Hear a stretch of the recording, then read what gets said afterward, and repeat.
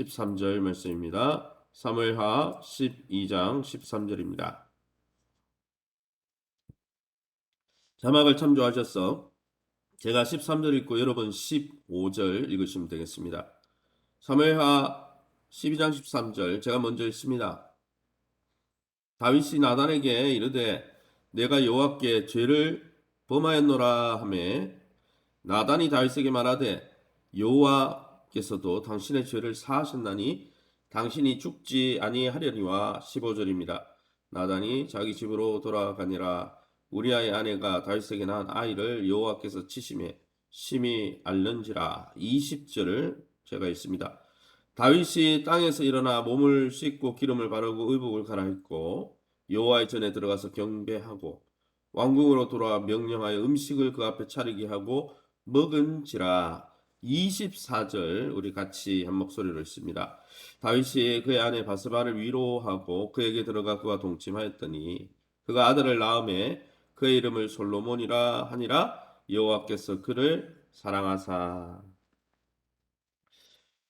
오늘은 사무엘하 12장 13절에서 31절 말씀 가지고 다윗의 회개라는 제목으로 말씀을 함께 나누기 원합니다.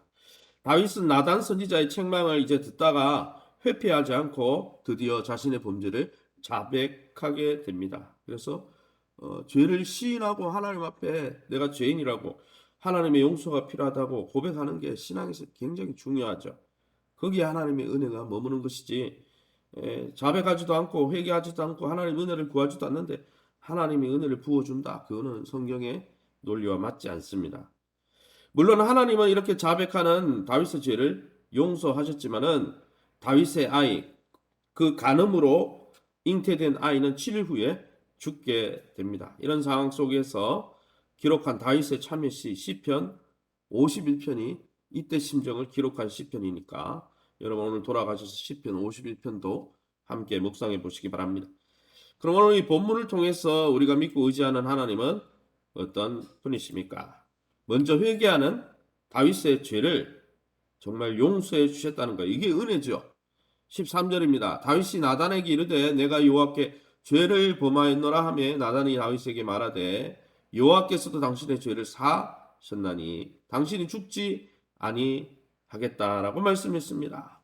다윗의 죄는 마땅히 죽어마땅한 죄죠. 레위기 20장 10절, 신명기 22장 22절 24절에 의하면 간음하고 또한 그것을 숨기려고 살인하고 또 선지자가 계속 와서 이야기하고 신하들이 이야기할 때 그들의 죄를 처음에 바로 뉘우치지 않았죠.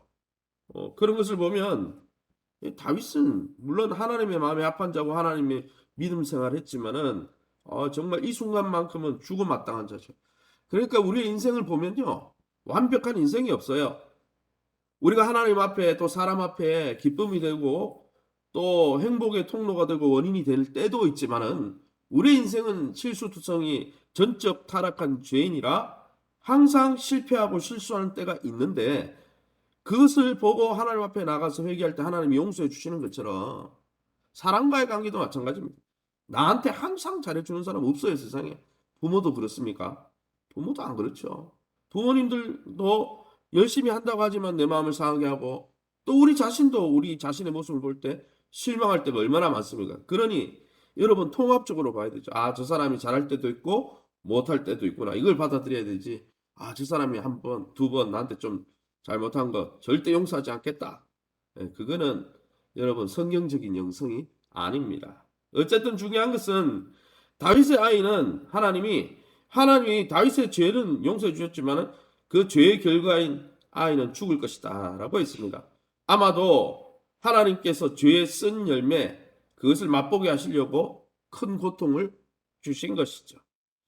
두 번째는 우리 하나님은 큰 아픔에 있었던 다윗과 또 아이가 죽어서 또 낳은 아이가 죽을 때 얼마나 큰 상실감이 있습니까? 어쨌든 적절한 관계가 아니었지만은 그 아이를 잃고 슬퍼하는 바세바에게 하나님은 다윗과 바세바에게 새로운 아이, 하나님의 사랑받는 솔로몬을 그들의 관계를 통해 허락하여 주셨다는 거예요. 여러분 24절이죠. 다윗이 그의 아내 바세바를 위로하고 그에게 들어가 그와 동침하였더니 그가 아들을 낳음에 그의 이름을 솔로몬이라 하니라. 여호와께서 그를 사랑하사라고 했습니다. 여러분, 율법적으로 보고 법을 갖다 대고 여러분 원칙을 갖다 대고 하나님의 공의를 갖다 대면 다윗도 죽어야 되고요. 바세바도 죽어야 되고요. 솔로몬이라는 아들을 허락하면 안 됩니다. 이 관계는 부적절한 관계잖아요. 그렇지 않습니까?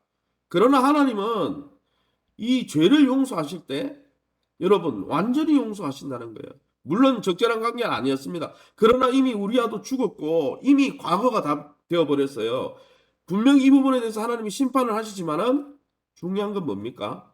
다윗의 죄를 용서하실 때 그 모든 연약한 부분들과 관계까지 용서하시고 용납하사 솔로몬이 누굽니까? 다윗의 다음 때를 잇는 왕이에요. 그 왕의 여러분 신앙적 배경이 뭡니까?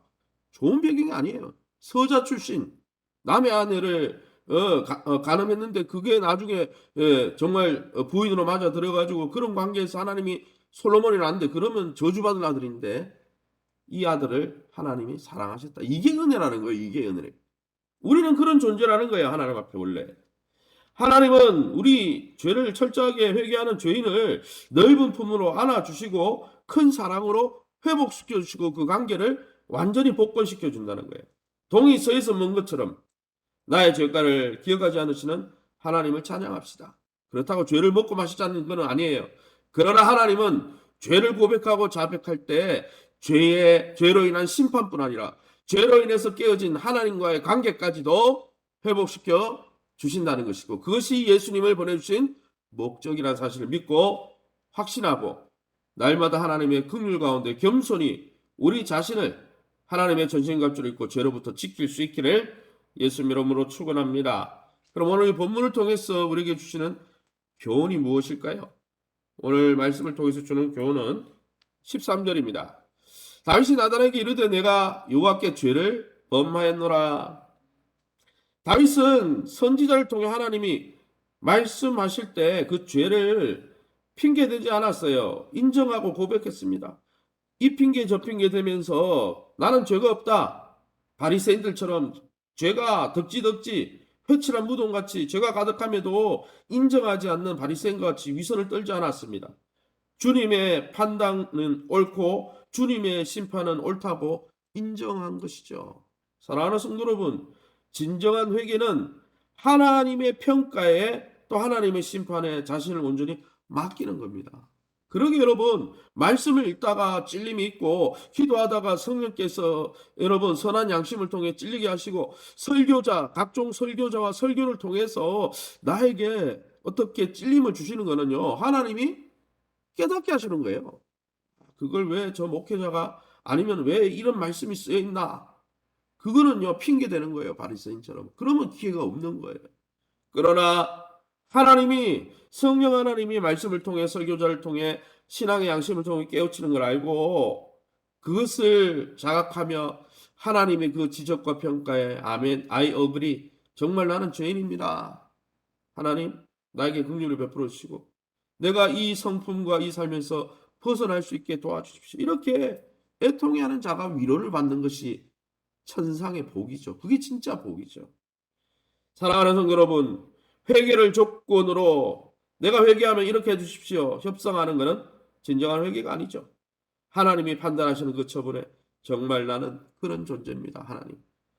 그렇게 진실한 회개 가운데 하나님의 위로와 회복을 맛보시기를 예수 이름으로 축원합니다. 그리고 이제 15절입니다. 15절 제가 읽고 말씀을 정리하겠습니다. 나단이 자기 집으로 돌아가니라 우리아의 아내가 다윗에게 낳은 아이를 여호와께서 치심에 심히 앓는지라. 하나님의 말씀대로 다윗의 아이는 그 간음으로 인해서 맺어진 그 아이는 심히 아프게 됩니다. 그러자 다윗은 아이를 위해 뭘 합니까? 15절 이후에 읽어보면 금식했습니다. 하나님 앞에 기도했습니다. 여러분 생각해 보세요. 이 잉태된 아이가 무슨 잘못이 있어요? 이 아이도 생명인데 물론 그 관계는 부적절하고 잘못되었지만 이 아이는 불쌍하잖아요. 이 아이의 입장에서 보면 얼마나 이 지금 알타가 생명을 잃으면 얼마나 안타깝습니까? 예, 다윗은 자기의 죄가 용서받았다고 아이가 죽든지 말든지 또 그 아이를 상실할 뭐 바세바가 슬프든지 말든지 내팽개치지 않고 오히려 하나님 앞에 하나님 내가 죽어야 되는데 나도 용서해 주셨다면은 이 아이도 좀 용서해 주시면 안 되겠냐고 눈물로 금식하며 기도했다는 거예요. 그러나 여러분 나단 선지자에게서 아이의 운명을 이미 들었지만 다윗은 긍휼의 마음을 갖고 포기하지 않고 하나님의 자비를 간구했다는 거예요. 하나님의 형벌 앞에서 심판 앞에서 우리가 바랄 수 있는 것은 하나님의 자비와 긍휼 뿐이라는 거죠. 물론 하나님이 아이를 데려가시자 다윗은 20절에 보면 예배하고 돌아와 일상으로 돌아왔다고 했죠. 그것은 이미 하나님이 심판하기로 작정하시고 자비가 아니라 이거는 심판해야 된다고 하실 때 더 이상 고집 부리지 않고 맞습니다. 그것을 통해 내가 고통을 감내하고 내 죄악의 뿌리를 심판하시는 하나님 맞습니다. 그리고 자신을 의탁한 것이지 20절에 뭐 아이가 이제 죽었으니까 이제 내 마음대로 해야지 이게 아니라는 것이죠. 사랑하는 성도 여러분, 자신의 죄악에 대해서 회개할 뿐 아니라 자신의 죄의 영향력으로 발생한 여러 가지 일들에 대해서 하나님의 긍휼과 하나님의 은혜를 간구하며 나는 하나님 앞에서 죄인이라고 고백했던 다윗처럼 긍휼과 용서의 영성을 가지고 또 하나님의 은혜를 갈망하는 그 영성을 가지고 오늘 이 한 날도 주의 은혜 가운데 살아가며 그러나 하나님의 전신과 입지를 입고 죄와 사단의 괴계를 대적하고 또 나도 용서받았으니 우리 성도와 또 우리 연약한 하나님의 사람들 다 연약하죠. 지도자도 연약하고 다 연약합니다. 그래서 볼 때 그들의 허물과 연약함을 볼 때 지적하고 판단하는 것이 아니라 함께 긍휼을 구하며 함께 용서 가운데 서로 세워가는 복된 저와 여러분 다 될 수 있기를 예수님 이름으로 축원합니다. 이 시간 우리 합심해서 기도합니다. 기도할 때 하나님 앞에 긍휼을 구할 때와 다윗처럼 아이를 심판하고 나서는 돌아와서 예배하고 일상 가운데 돌아왔다 했죠. 기도할 때와 하나님의 심판에 대해서 포기할 때, 내려놓을 때를 알게 하시고 하나님의 뜻 앞에 우리 자신을 믿고 맡기며 날마다 하나님의 긍휼을 구하는 우리의 믿음이 되게 해달라고 위해서 기도하시기 바랍니다. 2022년 하나님 품속 같은 영적 어머니 이 횃불 교회를 통해서 우리 성도들의 믿음과 또 사랑이 소망이 성장해 갈 수 있게 해달라고 특별히 우리 고요일 권사님 김천식 집사님 김천식 집사님이 11월 말에서 12월 초에 이렇게 수술 일정이 잡힐 것 같다고 합니다. 위에서 기도해 주셔서 건강하게 회복될 수 있도록 우리 고요일 권사님 퇴원하셨다고 하는데 한 5주 정도 또 집에 계셔야 된다고 합니다. 위에서 기도해 주시기 바랍니다. 강태동 전성훈 집사님 조보영 권사님 이외에 우리의 어머님들 연약한 어머님들을 위해서 또 코로나가 확진되어서 지금 격리 중에 있는 가정들도 있습니다. 하나님 긍휼히 달라고 또 우리 교회가 예배가 회복되고 보험 증거의 삶이 회복되고 또 우리 11월 6일 종직자 선거를 통해서 예수의 좋은 군사가 세워지게 해달라고 우리 합심해서 통성으로 기도합니다. 주여 하나님 아버지 네 감사합니다. 하나님의 놀라운 은혜 가운데 정말 하나님께서 다윗도 죽어야 되고 바세바도 죽어야 되고 다 죽어야 되는 우리의 인생이지만은 주님이 인자하시고 자비로우시고 긍휼하시기에 우리의 죄가 용서되어지고 아들 예수 십자가를 통해 죄를 용서받을 수 있도록 은혜 베풀으시니 감사합니다.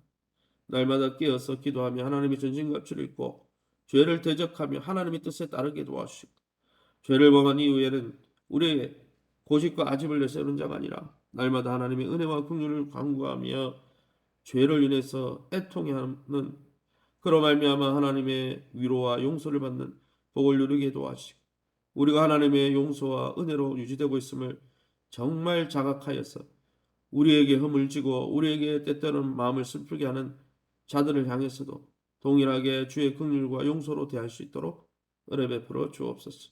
2022년 하나님 품속 같은 이 교회를 통해서 우리 성도들의 믿음과 사랑과 소망이 회복되게 도와주시고 특별히 하나님 우리 고요 권사님 김철식 집사님 치유 강산을 받아주셔서 올해 5주 동안 뼈가 잘 붙을 수 있도록 우리 고 권사님 만져주시고 우리 특별히 하나님의 놀라운 은혜 가운데 우리 김철식 집사님 11월 말에서 12월 초에 또 이렇게 의료진들의 도움을 받아 완전하게 뼈와 관절과 골수가 깨끗하게 치유되어지고 그 복잡한 수술이 잘 진행되어서 건강한 모습으로 돌아올 수 있도록 회복시켜 주옵소서. 우리 또 암투병 생활하신 우리 전성호 집사님, 오경의 심현수 집사님 모친을 만져주시고, 김영희 권사님 모친을 만져주시고, 우리 강토동 권사님, 또 조보영 권사님 외에 또 연세 웬만한 우리 권사님 한 분 한 분 만져주셨어요. 하나님 강건한 은혜를 얻게 하시고, 코로나가 확진돼서 고통 가운데 있는 성도님들 찾아가주셨어요. 주님께서 후유증 없이 빨리 회복될 수 있도록 긍휼히 여겨 주옵소서.